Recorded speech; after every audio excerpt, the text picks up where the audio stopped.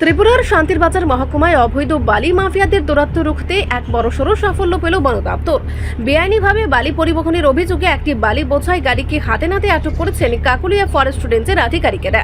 স্থানীয় সূত্র জানা গেছে, কাকুলিয়া ফরেস্ট রেঞ্জের আওতাধীন বিভিন্ন নদী ও ছড়া থেকে দীর্ঘদিন ধরে এক শ্রেণীর অসাধু বালি মাফিয়া সরকারের নিয়ম কানুনকে বুড়ো আঙ্গুল দেখিয়ে অবৈধভাবে বালি উত্তোলন ও তা পাচার করে আসছিল।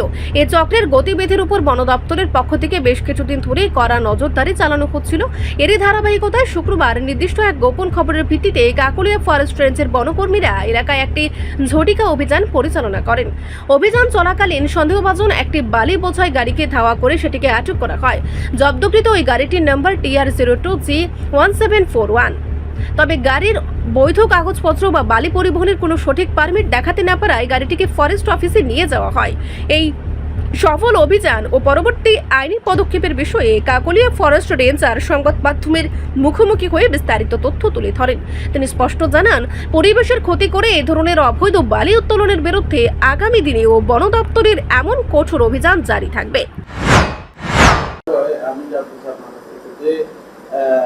প্রত্যেক জায়গাতে যে বালুঘাটে গাড়ি যাতায়াত করছে, এই বিষয়ে আপনারা কি জানেন?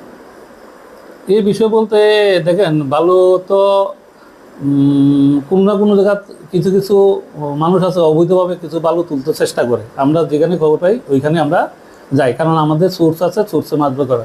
আমরা তার জন্য বেশ কিছু মেশিনে ধরা হয়েছে, অনেক বালু তোলার যন্ত্রাংশ ধরা হয়েছে। আজকেও গতকালকে দেখেন বিলুনিয়াতে একটা টিপার গাড়ির মতন ধরা হয়েছে। আজকে সকালও আমরা মাননীয় ডিভো পকাবা মহোদয় আমাদের সাথে সারা রাত্র ছিল। স্যার নিয়ে আজকে সকালে একটা টিপার গাড়ি আমরা ধরেছি, যেটা বগাফা অফিসে আছে। তা আমরা যেখানে খবর পাই ওইখানে আমরা যাই। আমাদেরকে তো অনেকে পাহারা দিয়ে চুপচাপ চুরির উদ্দেশ্যে নিয়ে কোনো না কোনো জায়গায় এই অবৈধ কাজ করতে থাকে। আমরা খবর পাওয়ার সঙ্গে সঙ্গে কিন্তু আমরা বগাফা বিলোনিয়া প্রোটেকশন পার্টির সাহায্য নিয়ে আমরা ওই জায়গায় রোধ করার চেষ্টা করি। নমস্কার। রিপোর্ট সংবাদ প্রতীক্ষা।